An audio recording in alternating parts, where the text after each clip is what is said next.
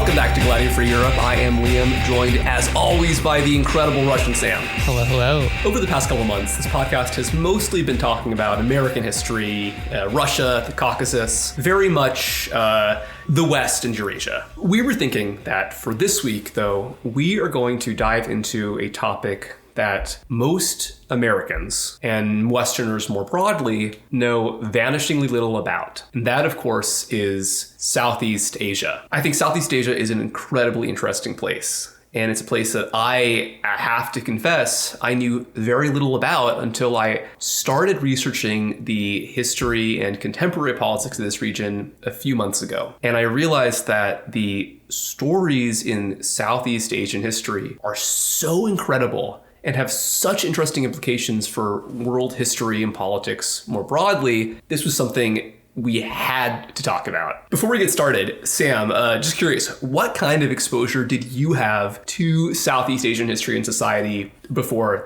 these last couple weeks? Well, more than the median American, definitely, but that's not saying much. I was vaguely aware of the fact that, for example, Indonesia is the world's largest Muslim country, but you just don't really hear about Indonesia and Indonesian Muslims all that much despite that. You really don't. No, absolutely. Indonesia is a perfect example because it's this enormous country, but possibly because there's not very much of an Indonesian diaspora in America, most Americans know basically nothing about Indonesia at all. And I think that, more broadly speaking, looking at Southeast Asia, if Westerners have any impression of Southeast Asian history, they'll probably know two things. They'll know about the Vietnam War and the, brutal excesses of 20th century anti-communism in that region. And they'll know about tourism and the fact that, there are places like Bangkok and Bali where a lot of Westerners go and don't always behave very well. Mm-hmm. Yeah, honestly, before we started looking into this, I would say that the majority of my knowledge, which was very surface level in the first place, would have all been events that took place after the 60s, basically. And even then,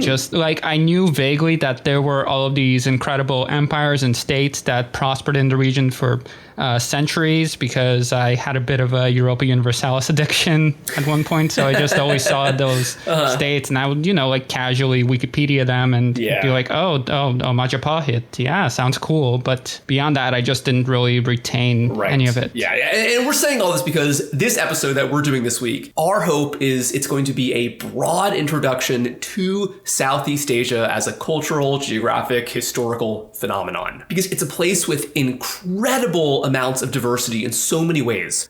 For instance, in Malaysia alone, Kuala Lumpur is one of the most developed cities on the planet. For a long time, it actually had the tallest buildings in the world, the Petronas Towers, until they were exceeded the buildings in Dubai. But just a couple hours out of the city, you can find people living hunter-gatherer lifestyles like their ancestors would have been living thousands of years ago, which is just so hard to contemplate. This incredible gap in lifestyle, in economic development. It's crazy. And you don't see this outside of Southeast Asia because it's a place with these really vast gaps in culture and society from country to country within individual countries. Yet at the same time, for thousands of years, the broad region of Southeast Asia has been subject to these shared dynamics, these shared changes that often happen incredibly fast. So we were thinking for this episode, we want to run down the earliest history of Southeast Asia, especially the prehistory of Southeast Asia, by looking into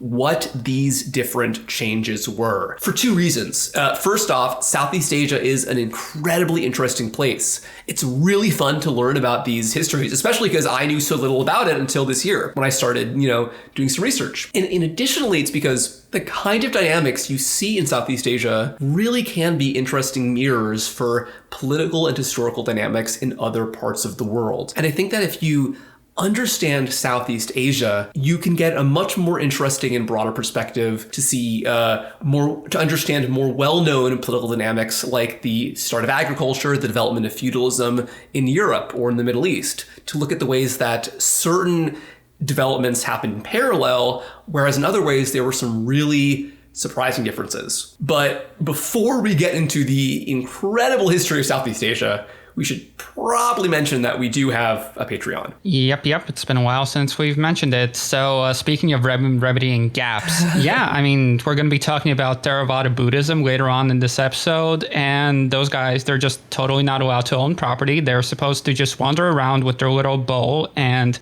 subsist off of whatever peasants give them. And that's what we're doing right now. We're just holding out our little bowl and asking you, if you appreciate our podcast and you feel like you're getting something from it, please consider donating to the Patreon. That's right. And now let's get into explaining what the hell Southeast Asia is. If you've never looked at a map before in your life, obviously this is the large set of 11 countries roughly in between India in the southwest and China in the northeast. To the southeast, of course, you get Papua New Guinea and Australia and a whole other world region. To put these in perspective, Southeast Asia has roughly the same population of Europe, about 700 million. It's also about the same dimensions as Europe. You know, to get from Madrid to Moscow is about as far as to get from Myanmar to the end of Indonesia. There are some really interesting parallels between Europe and Southeast Asia in other ways. We certainly don't want to overstate these parallels, but I would say, broadly speaking, there is a historical trend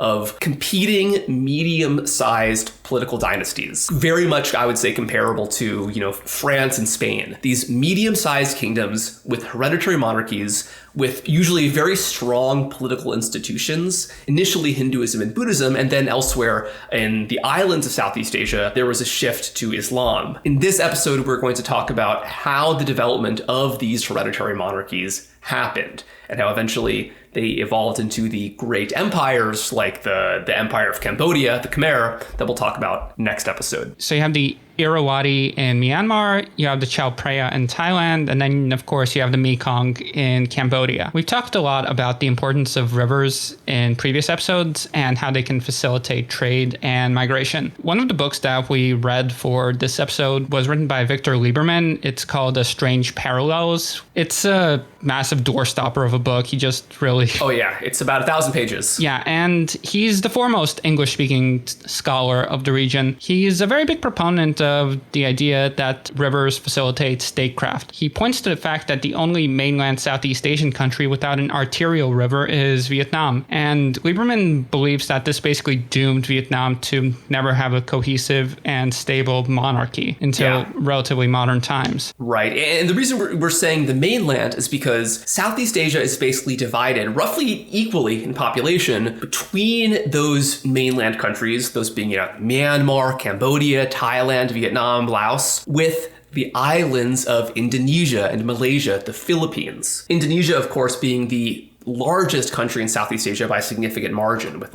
over 200 million people. The islands of Southeast Asia have always been very much tied up politically and economically with the politics of mainland Southeast Asia. A lot of dynasties from one half have exerted influence over the other. In addition, you could argue that actually, in a sense, maritime Southeast Asia almost begins on the mainland. Because if mainland Southeast Asia is a peninsula, that peninsula buds off into the smaller Malay Peninsula of Malaysia, which culturally, politically, historically is much more connected to the nearby islands of Sumatra, Borneo, and Java than to the mainland. And then moving up to the northeast, of course, you have the Philippines, which today, due to the legacy of Spanish colonialism and then American rule, American colonialism, are somewhat different in politics and culture than the rest of Southeast Asia, but very much subject to the same regional dynamics. And prior to Spanish colonialism, I would say, looked much more like neighboring countries in their religion, in their politics, all that. One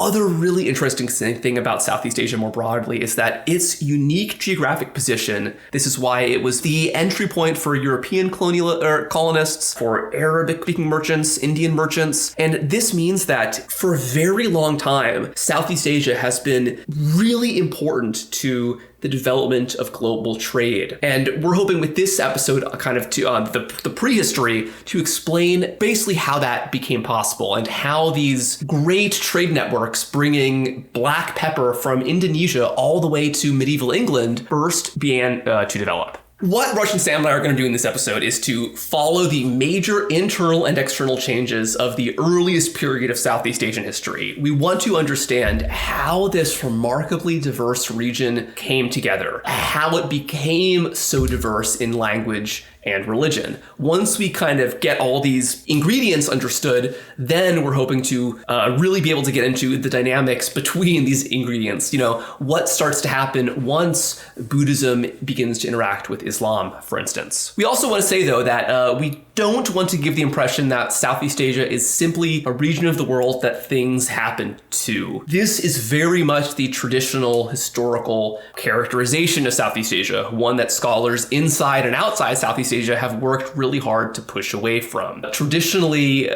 even before European colonialism, so much of what we knew about ancient and medieval Southeast Asia came from foreign sources, particularly Indian and Chinese sources, that it was really easy to make the mistake that all changes within Southeast Asia were caused by foreigners visiting those places. We now understand that is very much not the case. Just to give some examples here, Southeast Asia has been connected to broader regional networks of trade and politics for a very long time, and influences have always gone in both directions. When we were researching episodes on medieval Japan earlier this year, I learned that there were a couple tribes in ancient Japan that probably originated in the Philippines and had sailed all the way up to Japan and briefly settled there, known as the Bear people and the Falcon people, which I think is pretty cool. Additionally, English has a whole bunch of words from the Malay language, words that you might use all the time without knowing them. Many of these words are directly related to Southeast and East Asian subjects, like,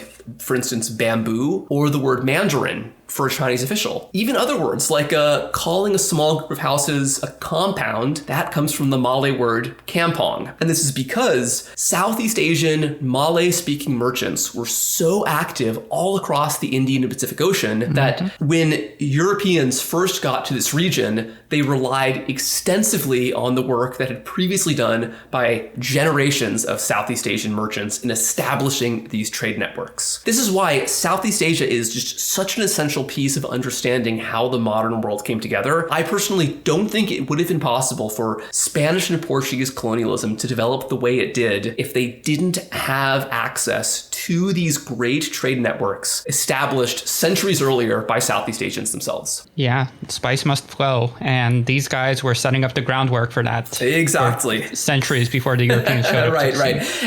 Yes. And speaking of, food, seasoning, spices, and all that, I think here's a little metaphor here. I think that to explain what we're doing with this episode, Southeast Asia is like a very stuffed burrito. It's delicious, but there are so many ingredients that if you just take a bite, you can't really tell what exactly you're eating. What we're going to do here is unwrap the burrito and take it apart piece by piece and figure out when each ingredient of this burrito first emerged. To do that, we have to go way back to the start, to the Mesolithic, to the late Stone Age in Southeast Asia, when indigenous hunter-gatherers arrived from Africa and quickly began spreading their Mesolithic culture across the region. Geneticists call these hunter-gatherers the Hoa Bunians, after the Hoa Bun province of Vietnam. These people might not have been the very first humans to live in Southeast Asia, but they are the first major population that is part of the Southeast Asian gene pool today. And I think they were a pretty remarkable group of people, especially given how limited their material culture was. Yeah, so these guys were hunter-gatherers, and the Hobinians, they settled all over the environment of Southeast Asia and would adapt to each environment as they got there, both culturally and physically. The areas in which they lived spanned from the bottom of China all the way down to Western Indonesia. And around the same time, these people were moving into Southeast Asia, into the mainland and the maritime sections, which were still connected by land. You might have heard of Doggerland before, which is the lost landmass that had once connected Britain to continental Europe during the Ice Age. Well, Southeast Asia had a very similar dynamic. Over there, it's called Sundaland, which is named after the continental shelf that links the mainland with the islands of Malaysia and Western Indonesia. Yeah, and so it's kind of cool, right? So like there's this line, invisible line running through the islands of Indonesia. Whereas on one half, they were historically connected geographically to the mainland, but the eastern half, islands like Sulawesi and Papua and Flores, have always been separate. And this has some really interesting implications here. This line is called by biologists the Wallace Line, because on the western half, the northwestern half, you see animals like elephants and orangutans, animals that are a lot more kind of Afro-Eurasian, very much mainland kinds of animals in their origins. Whereas on the southeastern half, you see marsupials, eucalyptus trees. It's almost like you're getting into Australia. And this also has some interesting cultural implications because one species never respected the Wallace Line, which of course is humans. Yet it still was an interesting geographic boundary because it seems like that although the Hoabinhians did not settle east of the Wallace Line, previous even earlier waves of human migrations did cross that line, these being the even earlier ancestors of the Papuans, the Melanesians, and the Aboriginal Australians. And the fact that these people were able to exit Sundaland and cross the Wallace Line shows that those people had seafaring technology very, very early, but the later Hoabinhians probably did not. Yeah, so we've been very careful about writing this description so far, just because the term that you'll come across in a lot of the older literature about prehistoric Southeast Asia will talk about the so-called negritos. It's not a great word. It means little black, literally, and so it's kind of racist, and it's very misleading. It comes from the fact that when the Spanish and Portuguese explorers and colonizers were first making their way through the region, they noticed that certain tribes living in the Philippines and in the other islands in the area were much shorter and darker than many of their neighbors. And so they thought that these people looked like the tiny Bushmen of Central Africa. So they just applied the same name to them, negritos, or also negrios sometimes. But the thing is that even though African people and some of the populations of Southeast Asia might have some similarities in appearance, they are really distinct genetically. And even more surprisingly, some of the populations within Southeast Asia itself that are called negritos have very little genetic commonality with each other, because some of them are in fact descended from the Hoabinhians. Other supposed so-called Negrito peoples are not. So it's really not an effective term. It has very racial implications, and it basically is simply a physical descriptor. It doesn't reflect the origins or the culture of these people. All that being said, it does seem like most of the people who are particularly short and particularly darker skinned in Southeast Asia do seem to be predominantly descended from these Hoabinhian hunter-gatherers. Although whether or not their current day lifestyles can be taken as any indication of the much earlier Hoabinhian lifestyle, that's another question. I would hazard it against that. Although we should mention though that something that Russian Sam, you pointed out, is that there is an interesting reason why different populations around the world who are not genetically similar might share similar traits. For instance, being particularly short. Yeah, it's a phenomenon called convergent evolution. In other words, when creatures are subjected to similar evolutionary pressures, they're going to adapt in similar ways. And in this specific case, it's the phenomenon of insular dwarfism. Yeah, it's what it sounds like. On islands and peninsulas all over the world, we see that the genes for height slowly start going downwards to select for shorter height. This is probably in response to less food availability. So, for example, in the islands of the Mediterranean, like Malta, you once had the pygmy hippopotamus, which is about a fifth of the size of the modern hippopotamus. Meanwhile, on the other end of the world, on Wrangel Island, between Siberia and Alaska, there was a population of these tiny mammoths all the way until 2500 BCE, who were still around when the pyramids were getting built, as you'll often hear. Yeah, it's crazy. I'm from Florida, and whenever we would drive from Miami down to the Keys, we would see these really tiny deer, because Florida has its own subspecies of key deer who have in recent centuries adapted to the environment. So it's really cool. There's also one very famous example of insular dwarfism in Southeast Asia, greatly preceding the arrival of the so-called Negrito peoples. These are the famous hobbits. When in 2003, archaeologists on the Indonesian island of Flores uncovered some very small skeletons of pre-human hominids. They were named the Homo floresiensis after the island, and they probably capped off around like 3'6". They initially were mistaken for humans with some kind of birth defect, but are now understood as a separate human species, just like the Neanderthals, who exhibited insular dwarfism, which is pretty cool. A much more extreme case of insular dwarfism than what exists in any Homo sapiens population. I think that there's some question about whether they are a completely separate species or should be considered a subspecies of Homo erectus that were very specifically adapted to an island environment. But in 2019, similar remains were found in the Philippines, which is pretty cool. So I think we're probably going to learn a bit more about Homo floresiensis pretty soon. But anyways, returning to modern humans, like we said, the Hoabinhians were not the first humans to live in Southeast Asia. People related to the peoples of Australia and Papua New Guinea passed through first, but the Hoabinhians are the first population to be significantly ancestral to modern day Southeast Asians, from Myanmar in the northwest all the way down to Borneo and Java. I think the coolest thing about the Hoabinhians is that even though they were a Stone Age culture that did not have agriculture, they developed pottery independently of people in Europe or the Middle East or the Americas, which is really interesting because in the Middle East, agriculture actually was developed before pottery. So this kind of shows how real life is not a game of civilization. There are no tech trees. Different technologies emerge in response to individual situations, usually different population pressures, for instance. The Hoabinhians lived in a circumstance where pottery either was developed or quickly spread much faster. One cool thing about their pottery is that by the late Mesolithic, right before the introduction of agriculture, the Hoabinhians had begun decorating their pots by pressing ropes into the wet clay, marking them with cords. I think this is kind of cool because this is something you see in a lot of ancient cultures. The early Bronze Age peoples of Northern Europe, the first known Indo-European speakers in Northern Europe, the corded ware culture, were named after their habit of doing that to pots. And then similarly, you might have heard of the ancient Jomon people of Japan. That name, Jomon, simply means corded pot. So for whatever reason, ancient people, they loved pressing ropes into pots to make cool patterns. It's kind of funny. Well, that's very endearing. I was going to mention they weren't able to develop agriculture for various reasons, but they were getting along fine without it. So just like the hunter-gatherers of Europe and South Asia, they appear to have been introduced to farming by newcomers. According to the archaeological and archaeogenetic evidence,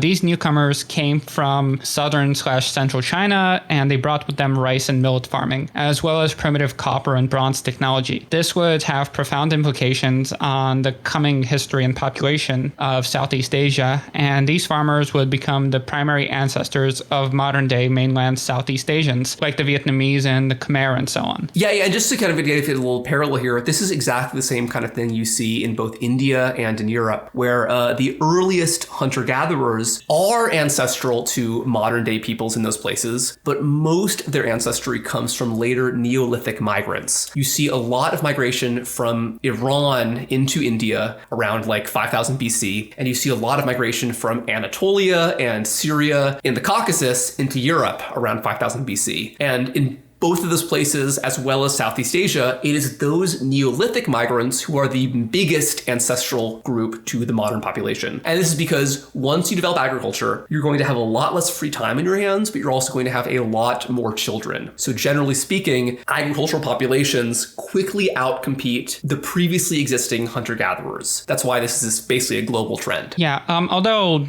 Southeast Asia speaks to then the fact that there are circumstances where a hunter-gatherer lifestyle might be able to compete against an agriculturalist lifestyle in the long term, just because absolutely the reason why these peoples existed for so long is because this region is famously prone to a lot of natural disasters. You have a lot of flooding, you have a lot of tsunamis, a lot of volcanic activity, especially in the Indonesian and Malaysian peninsulas. Mm-hmm. So basically this meant that like every century or two, there would be some kind of massive disaster which would wreak havoc for the settled agriculturalists, but the hunter-gatherers, they would be more or less fine in the long run, just because they were able to just get up and move. And in fact, you got a lot of linguistic and genetic convergence in these populations, because in these kinds of difficult times, a lot of the agriculturalist people would move in with the hunter-gatherers and just decide to adopt that lifestyle. Right. And I think that kind of convergence does potentially suggest to a different kind of transition transition to an agricultural economy in Southeast Asia than you saw in Europe, because there generally seems to be a greater survival of cultural traits potentially associated with the Huabinians and not these incoming farmers from China. There's a really fierce debate about one particular potential shared,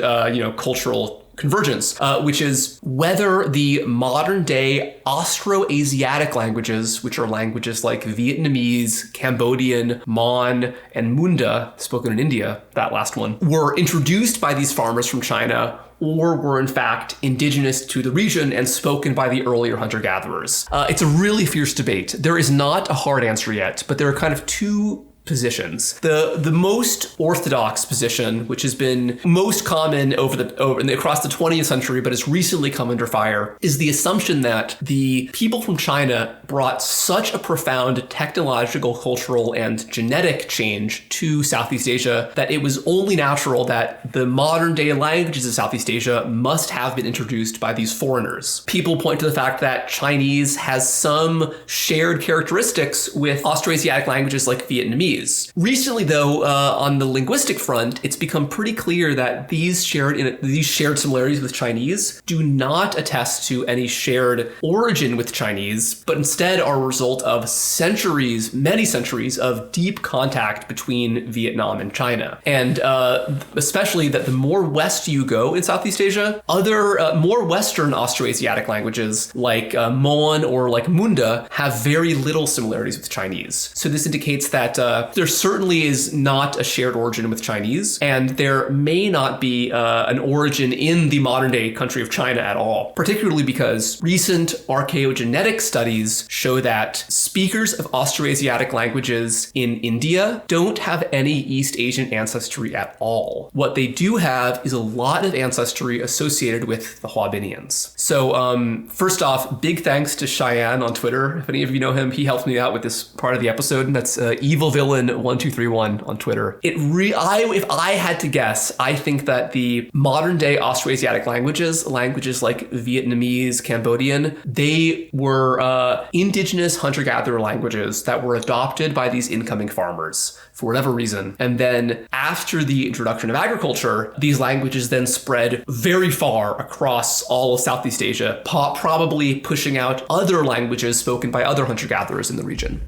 Right. But on the other hand, as Gladio mentioned, it's very much not a sealed debate. There's still a lot of back and forth. One thing that I came across, which tells me that maybe this was indeed a case of the ancestors of the Austroasiatics bringing this technology package with them, is that in the Mon Khmer languages, which are basically all of the languages spoken in mainland Southeast Asia, share the words for rice and bronze. And they also have very similar words for getting drunk, millet, winnowing, transplanting, dogs, and goats, which would suggest that the ancestors of those people would have had words for these things before they evolved into separate languages. So that suggests to me a common origin before diffusion. But I don't really have a dog in this fight very heavily, honestly. I still don't quite understand what's going on. But that did seem very convincing to me personally for this being an outside import. Well, but just like in Europe, within centuries of the emergence of this Neolithic horizon, you start to see the hunter-gatherer tradition mostly give way to a patchwork of settled agricultural societies.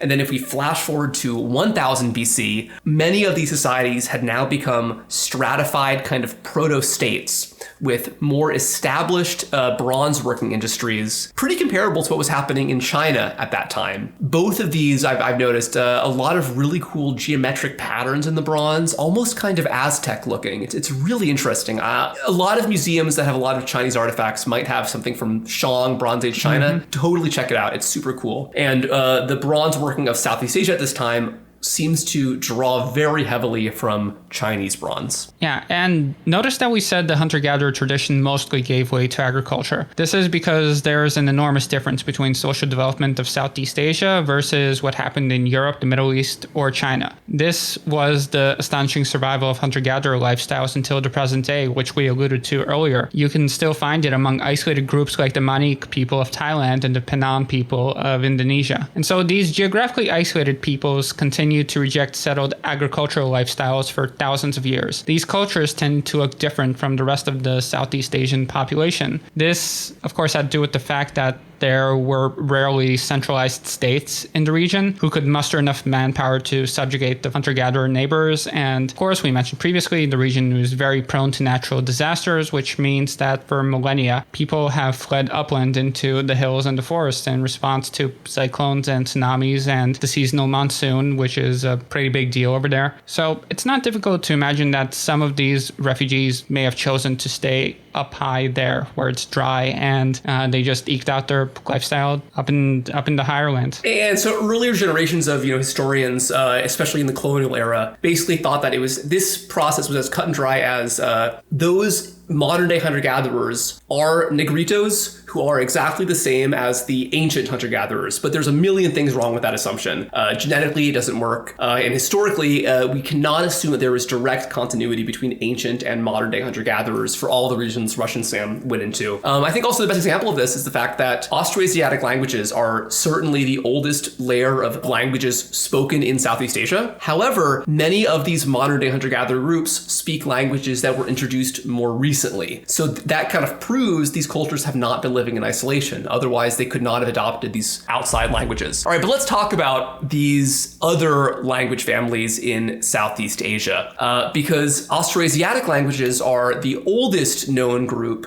but they're not obviously the only. And they're not even the most widely spoken language family. That would be the Austronesian languages, not to be confused with Austroasiatic. So the Austronesian languages, they have about as many native speakers as English. The most widely spoken of these is Indonesian, but it also includes a lot of different languages in the Philippines, every Polynesian language, including Maori and Hawaiian, and the endangered Cham language of South Vietnam. Many languages in Papua New Guinea and even Malagasy spoken in Madagascar are part of the family. As you can tell, these languages are spoken far outside of Southeast Asia, which means that the spread of these languages is an incredibly interesting topic and also a bit outside of the scope of this episode. It's also pretty clear that around the same time the Neolithic package was entering mainland Southeast Asia, a similar Austronesian package was hitting the islands. Brave seafarers, originally from mainland China, took their families and livestock on boats to Taiwan, from which point they went out and sailed to islands all over the Pacific, from the Philippines to Borneo and Java, and all the way to Hawaii and Madagascar. And one thing that's really crazy here is that, you mentioned that they're from Taiwan is like the place of dispersal. If you look at the entire Austronesian language family, there are hundreds of Austronesian languages spoken today, but nearly all of them are from one single branch, descended from one single Taiwanese language. And all the other branches are just these very small endangered languages on Taiwan. It's just kind of crazy to me. Like you have this very interesting language dispersal where the languages of Taiwan are much more far apart from each other than like Hawaiian is from Malagasy. Yeah, a very similar thing happens when you look at the distribution of Semitic languages, because like you have Arabic that spans pretty much all the Middle East and North Africa, and then you get to Ethiopia, which is presumably where the Semitic languages started, and there's like 24 Semitic languages that no one has heard of before. No, totally. Yeah. And, to put this kind of in a broader archaeological perspective, a lot of archaeologists like Charles Hyam and Peter Bellwood have kind of put this migration in this broader process of kind of a proto-state formation happening in Neolithic China, where big states were starting to coalesce, states that may or may not be connected to the later development of China as we understand it, the Chinese language, Chinese society, Chinese empire, all that. And it seems that this process of state formation started pushing certain peoples out of the mainland and into places like Southeast Asia and Taiwan. And this is a phenomenon that you really are going to see pretty much continuously over the next several thousand years with very profound implications on Southeast Asian history. What's interesting about the Austronesian languages is that they didn't come by land, they came by sea. And like Rush and Sam said, these guys were really hardy seafarers. Even though they lacked writing, complex methods of navigation, metal tools, probably even sails, they were able to go all across the Pacific as early as like 2000 BC. And the interesting thing is that this was not just like a case of packing all your things in a boat and going off to a new island and not looking back. Because instead, these early Austronesian speakers developed these basically permanent links between different islands of Southeast Asia and the mainland. Places like Taiwan, the Philippines, Borneo, and Sumatra were in contact for a very long time, both with each other and with the mainland. So like, for instance, jade mined in Taiwan would be fashioned into really complex medallions called Ling Ling O that are associated with the spread of Austronesian languages. And I think that these medallions are really cool. How would you describe them, Russian Sam? Well, if you guys remember our Dragons episode, we talked about some early jade work that came from pre-state China, and it's kind of similar in concept, I guess. Like, they're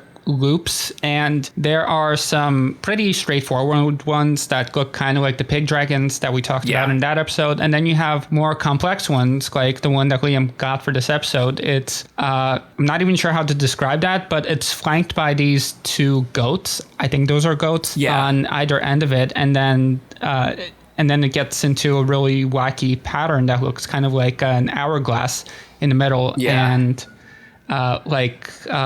the edges of it are kind of like an anchor. Yeah, it's this really complicated, kind of really beautiful geometric jewelry that was being produced. And the interesting thing is that they might have been produced specifically for a foreign market, because as early as, like we said, like 2000 and 1000 BC, in the second millennium BC, you start seeing these types of medallions, presumably made in Borneo and the Philippines, start appearing in mainland China. It's something that archaeologists call the Maritime Jade Road, which is the first known trade network in Southeast Asia. And this is a place where trade networks would have probably a more profound influence than anywhere else, maybe aside for Central Asia. So this is a really kind of cool part of this history. We're seeing these international kind of connections first begin to take place. And these connections would go in both directions, from the islands to the mainland and the mainlands to the island. Because around the same time that these Filipino jade artifacts start appearing in the mainland, you start seeing the development of much, like we said, a more sophisticated bronze working culture in mainland Southeast Asia. And there's one very interesting type of bronze artifact that you start seeing mostly in the mainland, but then also the islands as well. These are bronze drums, probably with some kind of ceremonial purpose. They were hammered out bronze with very beautiful patterns pressed into them. Most of these appear associated with the Dong Son culture of ancient Vietnam, but I think these are beautiful. Again, tell us about these the patterns in the drums, Sam. Yeah, well, it's very elaborate. It's sort of these concentric rings of different patterns with a many-pointed star in the center that expands outwards, and then you have different kinds of lines, you have different geometric shapes, and then finally you get to the lower levels. Well, I think what's really interesting here are like the kind of the naturalistic carvings. There's like, you see a lot of birds, a lot of people, like you'll see men with bows, people on boats, possibly even like creatures with many limbs. Yeah, there's a bunch of guys holding giant what look like toothbrushes for whatever reason.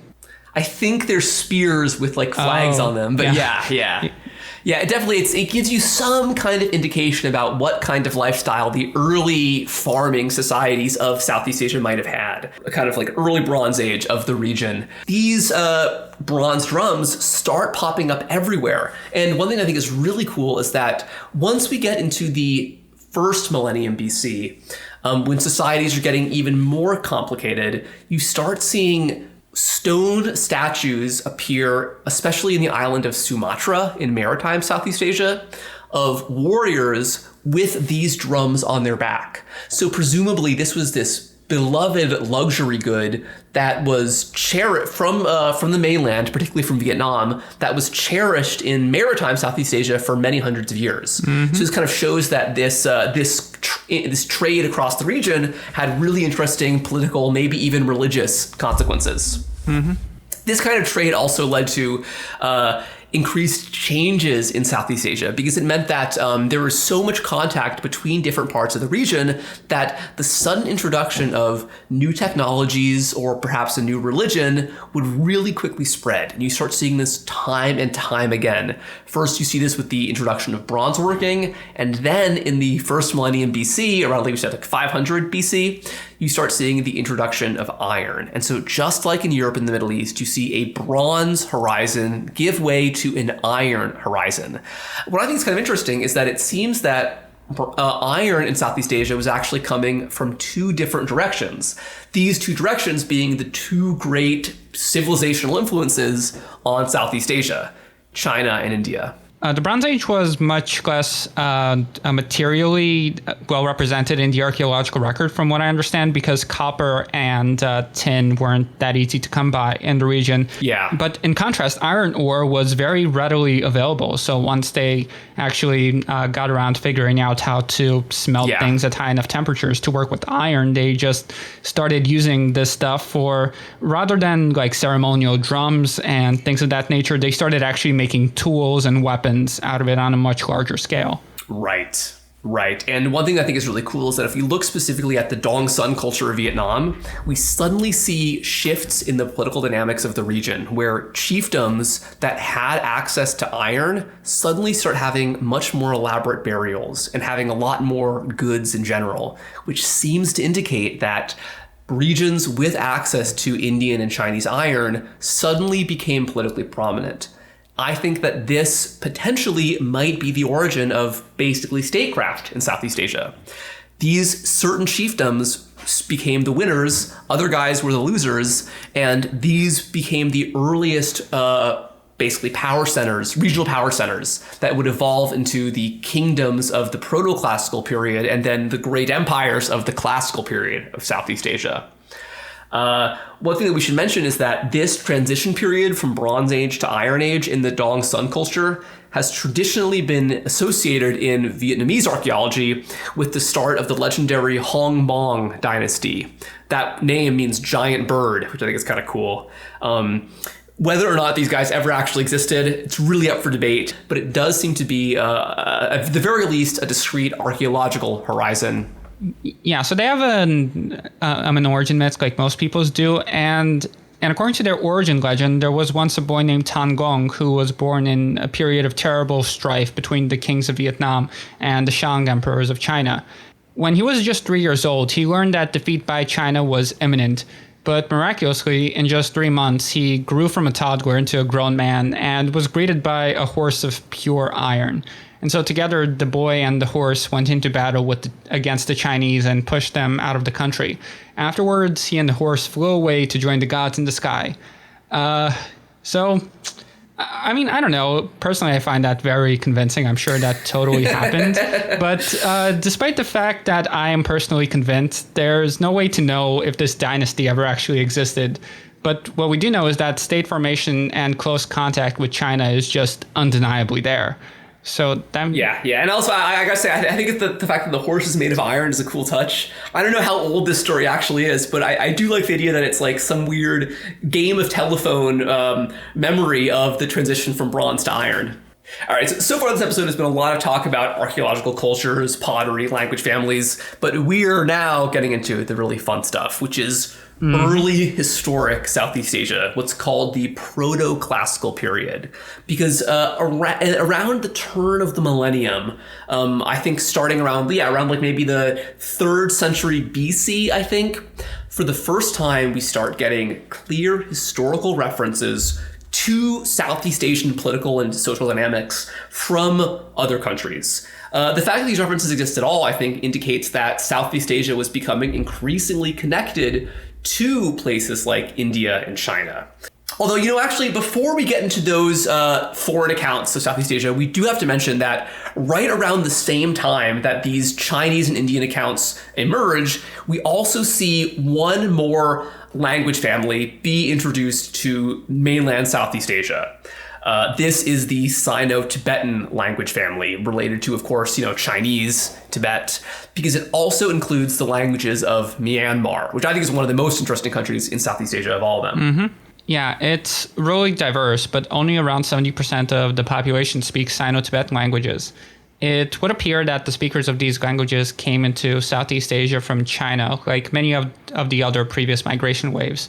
In this case, they came through the southwest, probably originating in the Himalayan foothills near Tibet and floating around the Irrawaddy River Valley towards the Bay of Bengal for a while. So like all these ancient cultures, we don't know what these guys called themselves, but they've been retroactively described as the Pew. And from around 200 BC, they formed walled cities, probably the first organized cities in the region, and conducted horseback raids against each other, as well as against the probably Austroasiatic speaking peoples of the hinterland, and even raids up into China, going up north. So, and this is part of why we're mentioning them right now, because they're the last group to enter in the prehistoric period, and also the first group to enter the historical record, which I think is pretty interesting.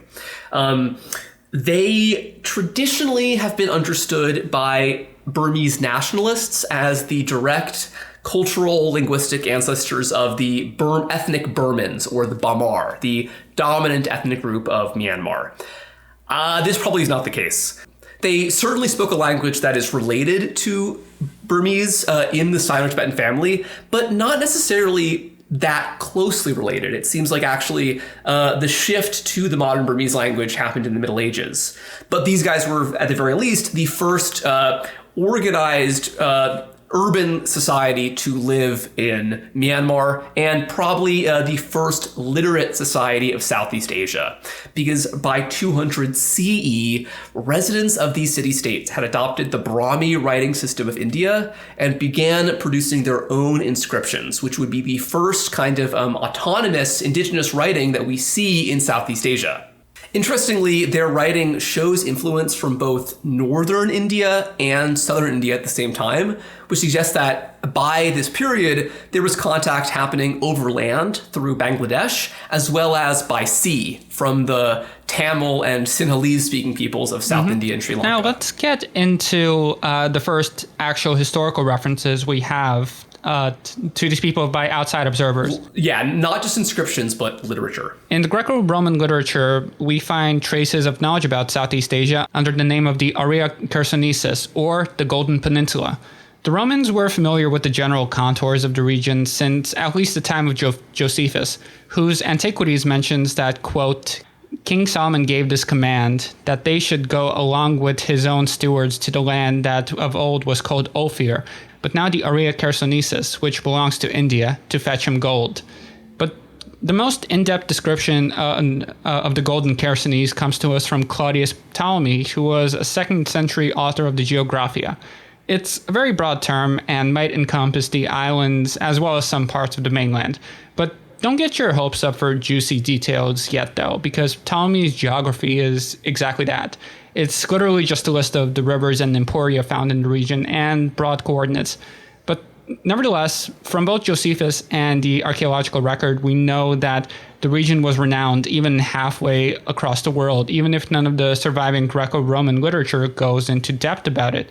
Yeah, and one thing we also mention here is that the Greco-Roman world was a lot closer to Southeast Asia than you might think at this period, because as a consequence of the campaigns of Alexander the Great, there was a lasting political and cultural legacy of Greek-speaking peoples in northwest India for a very long time. So contemporary societies, like I think the Kushans were around this time, had a really profound Greek influence. And the best example of this is the fact that statues of the Buddha, which would eventually become incredibly common in Southeast Asia, ultimately have an origin influenced very heavily by Greek sculpture, which I think is pretty crazy. Yeah, in fact, there are some early Hellenistic Buddha statues that basically show the Buddha as Hercules, which is not exactly a figure you would associate with Siddhartha Gautama, but nevertheless, just goes to show how deep those contacts were. Yeah.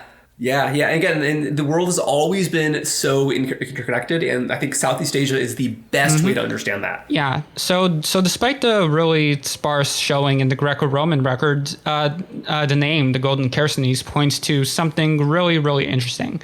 In the Sanskrit literature, you find another term for the region. It's called the Suvarna Bhumi, or the Land of Gold, also sometimes called the Suvarna Dvipa, or the Island of Gold.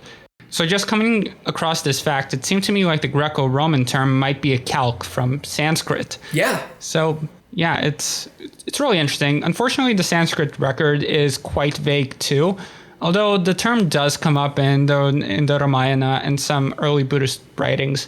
It may have been allegorical in some meanings, but by a certain point it had cohered into a geographic category. Yeah, and I know that speaking of Buddhist writings, so the one of the major schools of Buddhism, one of the three great schools of Buddhism today, is the Theravada Buddhism, which seems to probably originate in Sri Lanka. At the very least, is very closely connected to Sri Lankan history, and our sources for the canon of Theravada Buddhism comes from the Sri Lankan Pali language, and the Pali canon has some pretty cool references to Suvarnabhumi that might give us a little bit of a hint about early Indian, especially South Indian contact with Southeast Asia. Yeah, and so because of these Pali sources, we have a lot of chronicles which tell of historic Buddhist missions to other places around the world. And then these commentaries and chronicles point to, these missions and all these different monks. But anyway, the long and short of it is that there's a lot of emphasis on the missions sent to Suvarnabhumi. And this would become very important in early modern nationalist discourses just because of the way that the term... Right. Because there's a lot of question about whether Suvarnabhumi is a reference to, Southeast Asia as a geographic construction or some individual specific kingdom. And if it's the latter, if any modern day nation state can lay claim to one of these ancient kingdoms that are, mentioned in the Pali sources.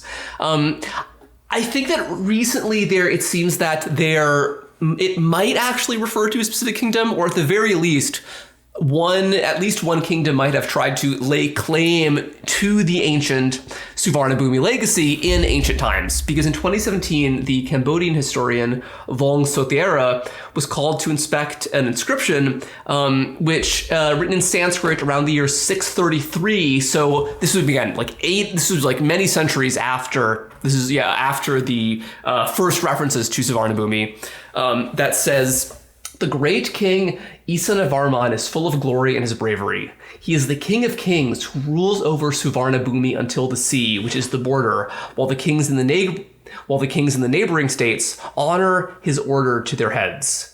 Some scholars question Vong's interpretation, for instance, like Dr. Arlo Griffiths from the French School of the Far East finds it hard to agree with this, although what he says is that I have seen the context of the occurrence of the two words Suvarna and Bhumi, meaning gold and earth. The meaning of this verse is not particularly clear, but it seems certain that Suvarnabhumi does not here form the name of any individual country. Rather, the words just mean golden earth. So again, it's hard to know. I think that maybe it might have been a geographic region that had such prestige due to its inclusion in Buddhist texts that Southeast Asian rulers tried to lay claim to this ancient region. I don't know. We should mention, though, that Isarnavarman was a king of the Genla kingdom, which we'll talk about, of Cambodia. It's not a smoking gun or anything, but it is the earliest attestation of the name in native sources, so it probably means something. Yeah, but it's very much a hot potato, as we mentioned. I found an article in the Phnom Penh Post that was quite enlightening about this. So here's what the article says, quote, "With evidence being sparse, vague, and often little more than an implication, it's no surprise that Cambodia is not the only country which has claimed to be the so-called land of gold. In Thailand, the government and National Museum asserted that Suvarnabhumi occupied the country's coast along the central plain, centered on the ancient city of Uthong in the western part of the Suphan-Buri region. Bangkok's Suvarnabhumi airport is named to further cement the national identity. In Myanmar, scholars and politicians have asserted, based on excerpts from the chronicles of King Ashoka's Buddhist missionaries from the 4th century, that Suvarnabhumi was the Thatan kingdom located in the Tan and Thari region, which existed from 300 to 1057. Right, and again, and because this place Suvarnabhumi is so well known from Buddhist texts, many countries that are heavily Buddhist today have tried to lay claim to being that place. For instance, Sri Lanka, which is not even really in Southeast Asia at all. Again, it's I think it's hard to know who exactly this word referred to, but I think that the fact that it's such a politically charged topic today, I think indicates the way that this historical Indian legacy has on the whole Southeast Asian region. While we were preparing this episode, I know, Rush and Sam, that you mentioned how you thought that in a lot of ways, it's like the joint influences of Indian religion and Chinese politics are a little bit like the ways that Europe was simultaneously influenced by Near Eastern religion and Roman politics, which I think is kind of interesting. Yeah, and also when it comes to the historiography of the region, it's kind of similar because the parallel just really jumps out when you're comparing the histories of the neighbors of the Roman Empire and the Chinese and the way that they were written about. So the earliest attestations of peoples in this region, beyond the cursory geographic information that we got from the likes of Ptolemy, comes to us from Chinese chronicles and gazetteers. And this is very similar to what we'd see with Rome and its barbarian neighbors. These early Chinese sources contain a lot of information, but the description should not always be taken at face value because the Chinese, they very much had the same sort of civilizational superiority complex about them. And they often tended to put down a lot of these peoples because, they're not Hua, they're a bunch of Yi who really needs them anyway, and just a general outsider's bias. But nevertheless, there's a lot of really revealing information that we can glean from these early Chinese sources, which start from the 3rd century.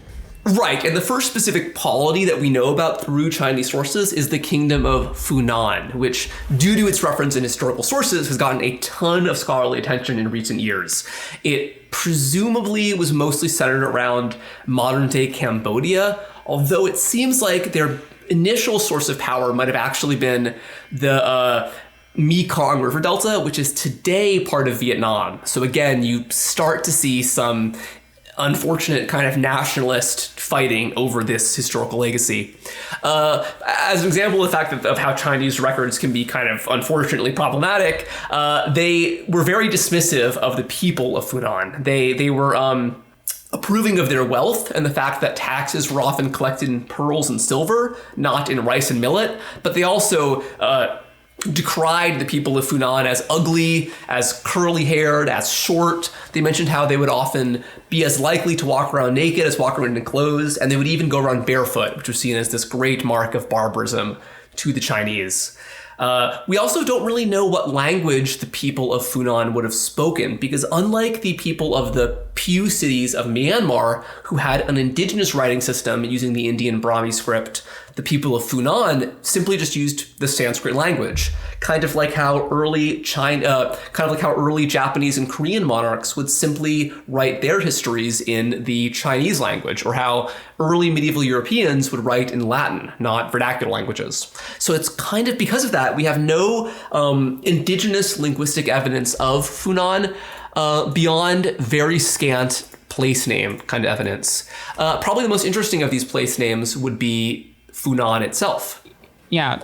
So there's been a lot of speculation about what exactly Funan might mean, and some of the scholars have come to the conclusion that it's basically a transcription of the old Khmer form of Phnom, which means mountain, and which is still present in the capital city of Cambodia, Phnom Penh. So we don't really have written records of Khmer until the Funan basically disappear right in the early Zhenla period.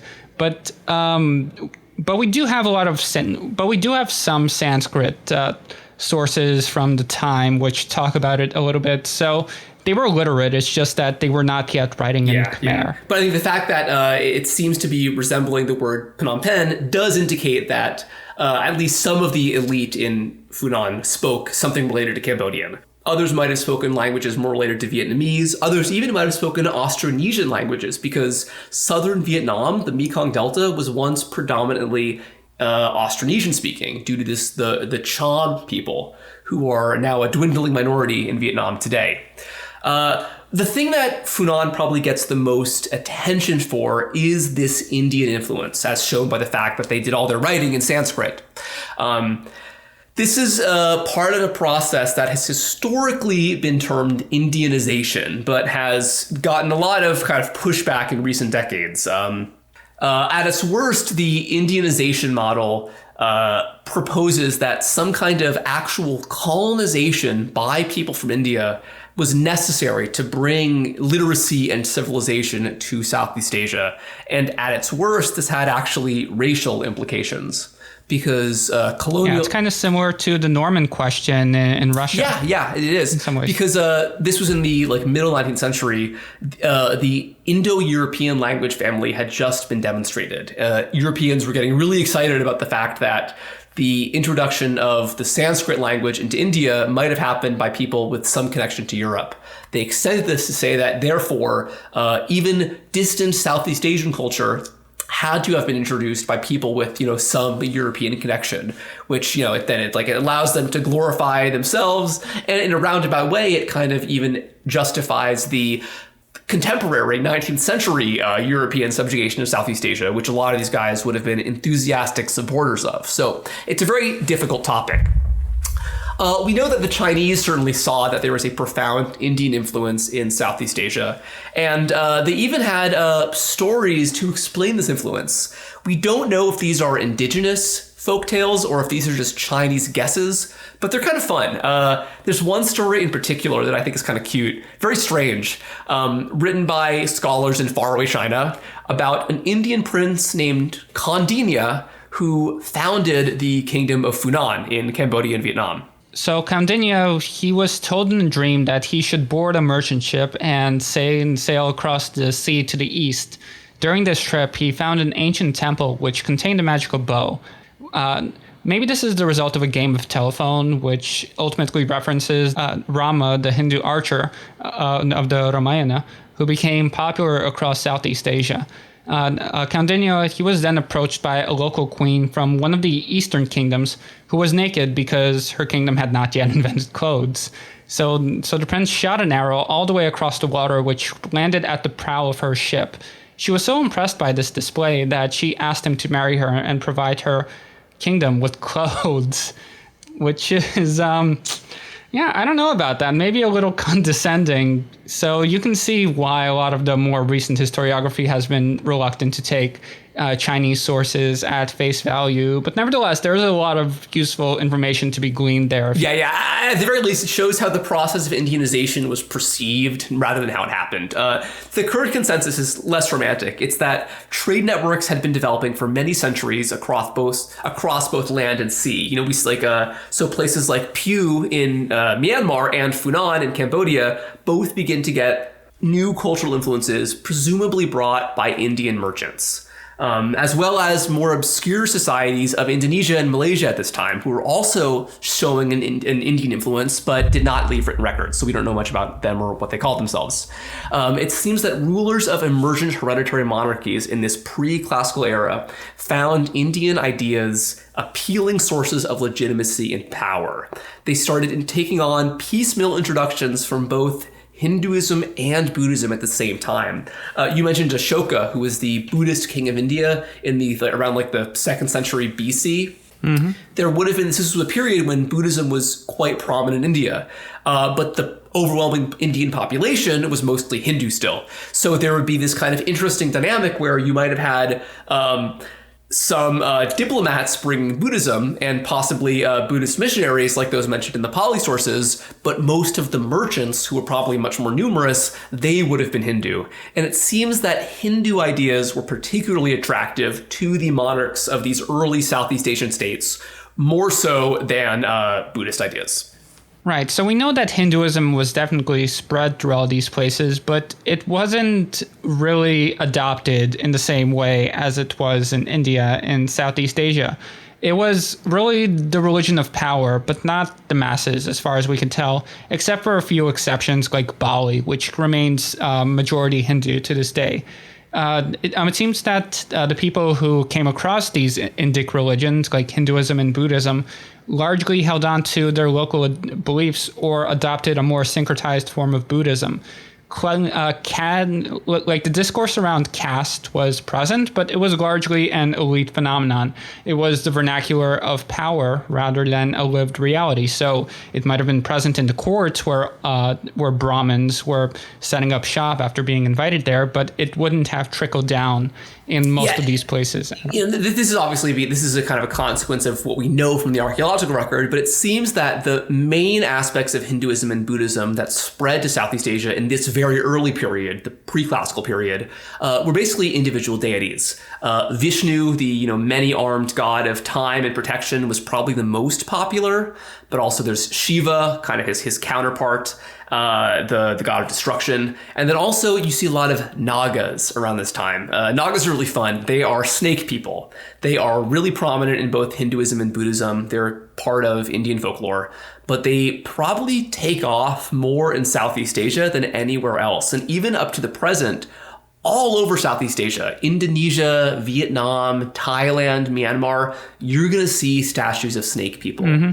Interestingly, the more eastern you go, they actually start to be influenced by Chinese dragons too, which is kind of fun. We have a whole episode on dragons a while back that kind of talks about this. So this, in a way, Nagas are almost like the Southeast Asian version of dragons. But this is an idea originally from India that basically becomes part of the native folklore of Southeast Asia.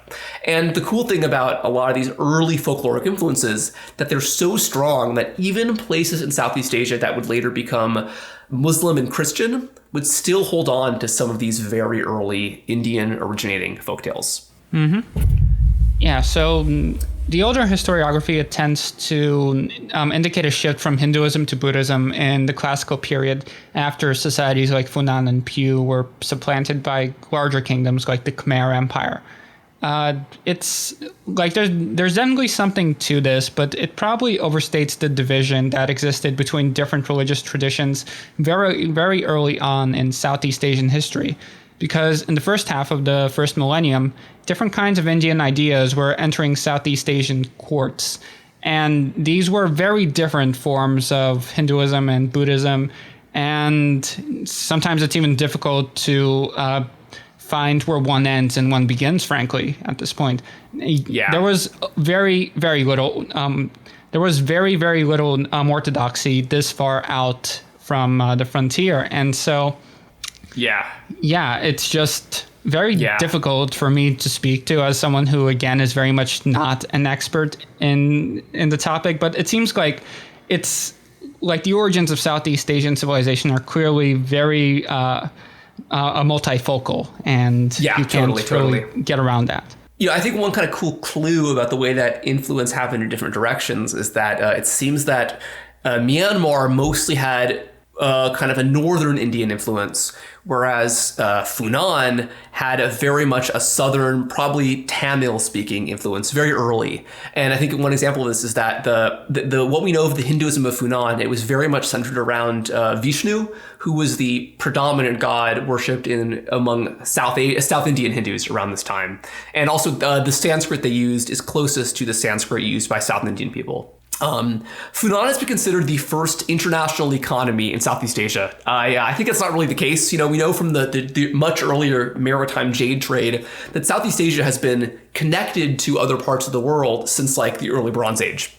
But Funan has the best documented early evidence of very far trade networks. These would not really be permanent trade networks that would develop in the classical era, the kinds that, like we were saying, would bring black pepper to England, but they were very interesting.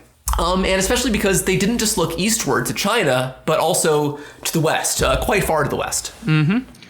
Because at the site of Akio, which is today a part of Vietnam, located around the Mekong Delta, coins were found from Persia, India, and even as far away as the Roman Empire. The funniest of these Funan artifacts is a Commodus coin, which were locally produced counterfeit Roman currency, which got a lot of circulation nevertheless. But more intriguingly, these coins appear roughly contemporaneously with Chinese records of Roman emissaries arriving in southeastern China, almost certainly through the sea route that passed through the coast of Funan. So we can see in Funan this development of a sort of pan-Asian and even a pan-Eurasian trade network that would become really serious in the centuries to come in the upcoming classical era. Yeah. And so we're getting kind of long here, so we're not going to be able to talk about classical Southeast Asia in this episode, but there's one more final dynasty we should talk about of the proto-classical period, the early historic period. That is the Genla kingdom that we also know from Chinese sources, which I think is especially interesting because this seems to be when Buddhism really gets a firm hold on Southeast Asia. And what's really interesting about early Buddhism in Southeast Asia is that, we mentioned there are two big schools of Buddhism. Today, Southeast Asia is incredibly Theravada, which is the old kind of orthodox school. It literally means the school of the elders. But intriguingly, in this period, the early classical period, it seems that actually the Buddhism that is most dominant is not the Theravada from nearby Sri Lanka, but instead Mahayana, which originated in northern India and wrapped all the way around, taking the land route through Mongolia into China, from where eventually it would influence places like Jenla, as well as Indonesia.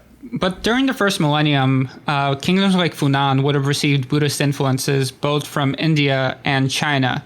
And despite the overwhelming trend of Indianization, by the end of the post-classical period, it seemed that Mahayana Buddhism, which was brought over by way of China, would become the predominant influence, not Sri Lankan Theravada.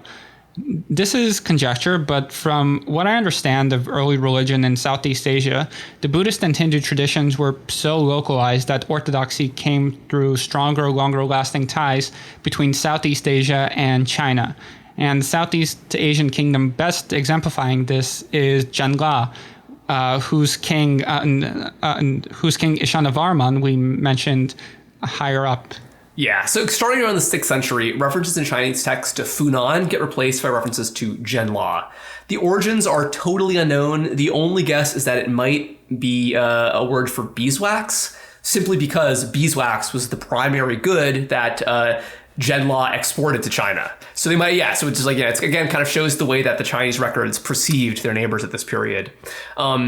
Chinese records greatly predating the transition from Funan to Jenla say that it was founded by a vassal lord of Funan, whom even later Cambodian legends gave the name Mahendravarman, which is a Sanskrit phrase meaning protege of the great god Indra.